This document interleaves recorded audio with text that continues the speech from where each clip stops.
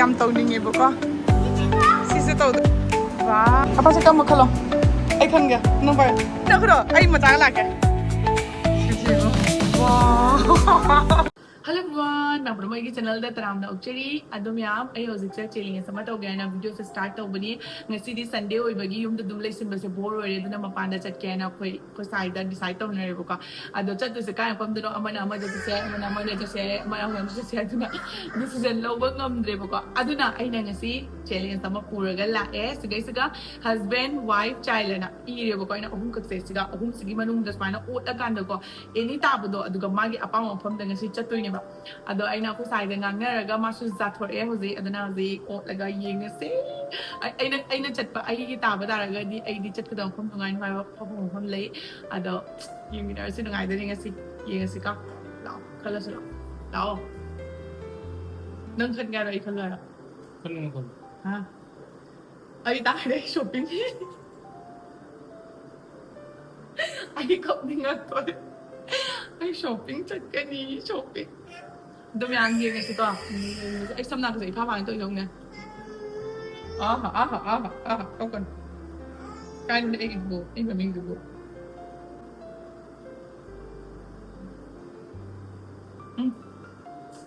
ai khó nè xin cái gì cái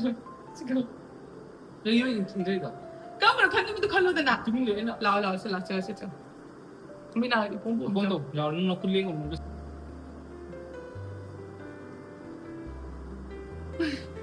당연히 진짜 버려 내가. 지금 울어도 먹는 거. 울더라. 우대. 맞아게. 얘 그러면 잘 따면 뭐 그다음에 더 먹어야지. 맞아는 깔쳐닝이. 깔고 보자 시기야. 하루. 그이는 깔고 보자 시기 하는 거야. 방제 끊어. 사나 먹는다. 난 게임 사나 보자 까들어. 하. 난 그이 뭐 그이 कोई बच्चा तो कदाई हम तो कनी हायो बा. पार्टा adum yam akoi ichanupi gi apamba oina ai hojik ready oidone bako samnak je khabai adu do ina multi trimmer ma lawe bako mamai da masada mafam puna magta nupi gi sizina bade yam kana ga dabo oidone do sizina ke mamai da yam su yam yengalake kwai ahanbada box manungda kai kai no yawi se hana yengasi bako sigai siga makhan ahum gi attachment yawi ba asigi attachment sing se amam gi mathau loi to nga le bako ahanba aina khwai da gi pamjari se especially eyebrows ni ba eyebrows se mana shape se me aduga khoi easily here se mana remove to thoi aduga sizina basu yam lae me ai chabuk to on off laye kitang ka glenga ga ko adum on oirani aduga blade chi su side amadana khara sangba aduga side amadana khara tin be yawi bako nangna kakning ba shape to isana loina mak dum se yarni yam line as here se easily remove oi ko aina sigai siga masa haidi ma skin je tang thangalaga shape sem se yam thina nungai bodo oi ma'am riba khoigi masa macha sindo remove tok tok pa yarni aduga hoji gaina paliba attachment sina khoigi lips amadi facial hair singdo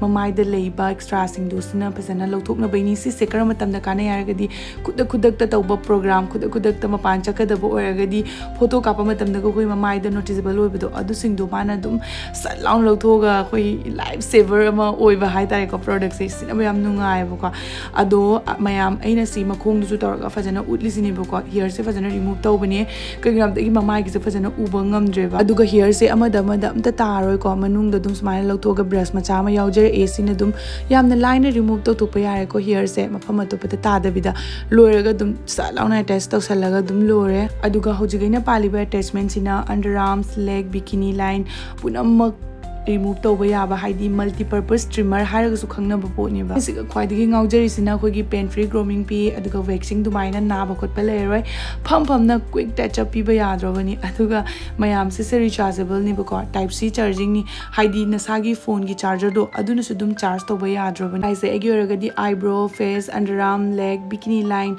punamang manage to ba yare haidi makhan gi product lo ba gi mathau taroi ba ko aduna mayam na dum pamba lerega su sigi product se ai link description da option jaramage dum ishana tu haw kum khukning ba leragadi ko myam check out to sanvio dum myam ready oina lore akoi hozik satlani thakna ba pujame sele mobile cover ai kaino dina space na place kaino da sela kai sele no khade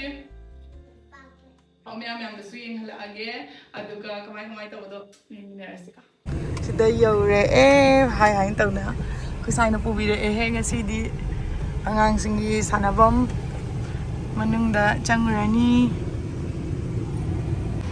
Manungda chang'a. Tôi mà cha khao mà nó lùi cái đấy he. Yam xí xí yam tàu ninh nghiệp có. Xí xí tàu đôi này hả chị? Xí xí lâu bữa Mama xí xí tàu đôi này. Xí xí lâu xí đã. Xí xí tàu xí có. À.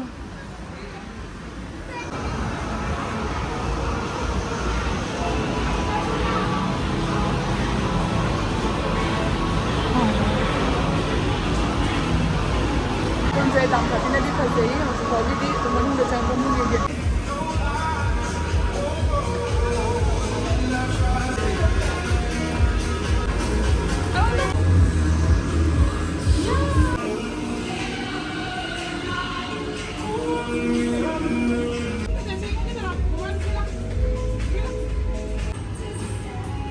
चलो चलो की दे मजा की दे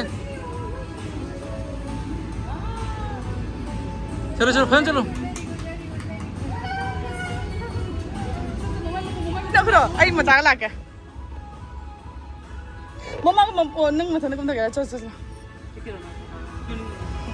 Anh là cái là.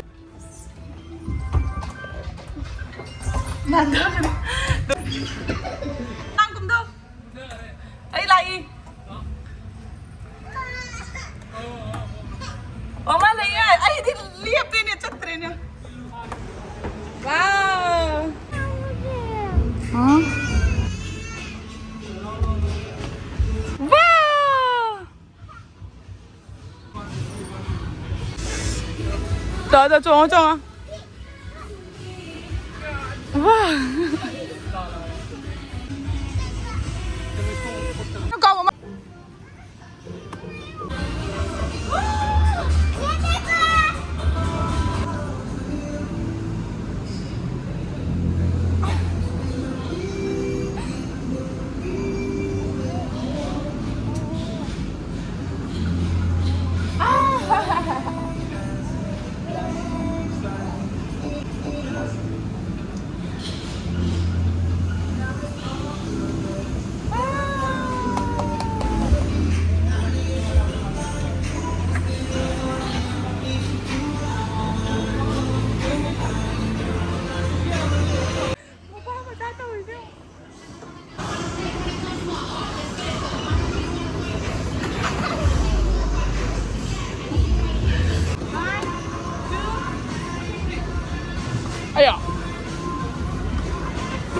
Aya.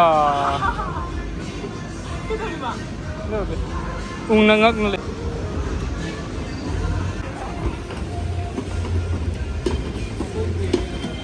Ha.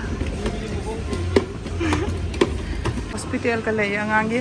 Masano पैसा क्या हम जाओगे हम दौड़ेंगे. Wow, lupa क्या ले गया? पैसा हम ले ये सीधी है. Gana ले रहे आइसक्रीम की. मम्मा दा आइसक्रीम पिरो. Thank you. Nam nam nam. Cheers. Amoy sana na bagi. Hindi papa chơi ngang mà cháu ăn thuốc gì được thôi na.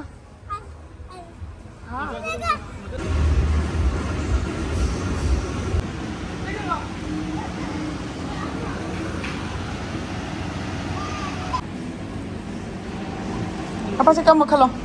Ai khăn kìa, nâng phải. Nâng phải ai khăn kìa. Ai khăn kìa bà. Mau ketemu nomu kìa. Nomu. Hàng đôm đã.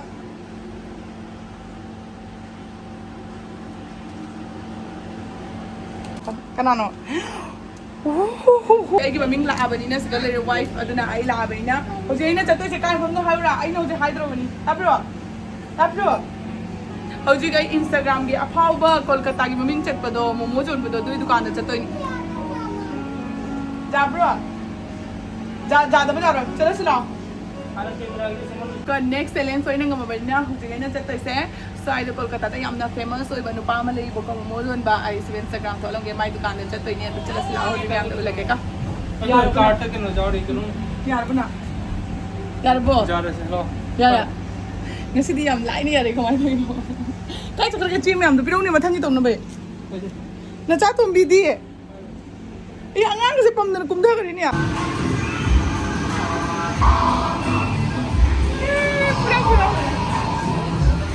Hꯧji thokle eba ko si mafam sigagi pung ama khakni ko sanai chakoi pung ama dagi hena di sanare ep se jing bada mafam ama da mohai thi bang dana lei re okay yore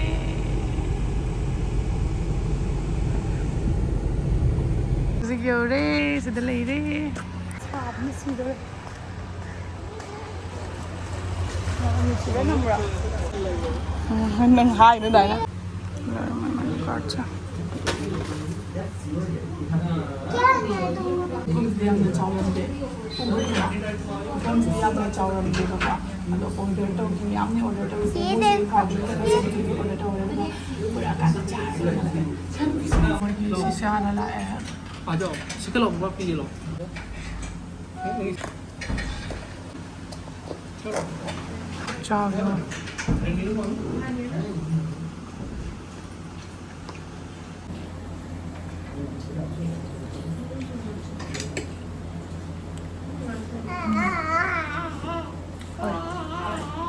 Wait up.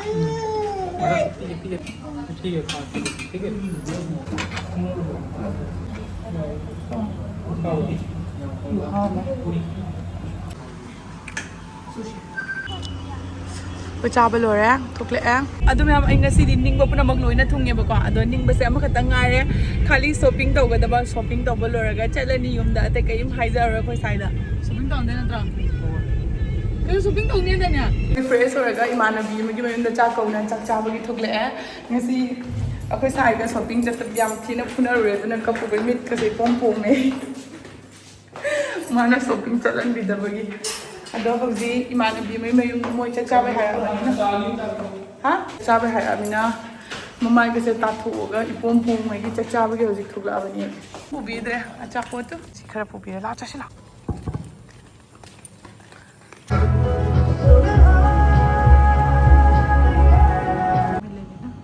edit करूँ यार दीदी इसको पहन के को ओह मेरा पैर भारी हो गया बहुत भारी है थोड़ा सा इधर रखो देखो कितनी सुंदर है आधा किलो ना इसमें कितने से मोई मयुमदाई ना आधा किलो की पायल नी सी से दीदी की खुफा से होंबा नुपी की पायल नी है हमको दुल्हन का पायल है ना दीदी सीधे को वाह बहुत अच्छा लग रहा है एकदम मस्त लग रहा है यार मेरा आंखों देखो कितना गंदा लग रहा है और नहीं है मोई की हिंजांग से दी सादर है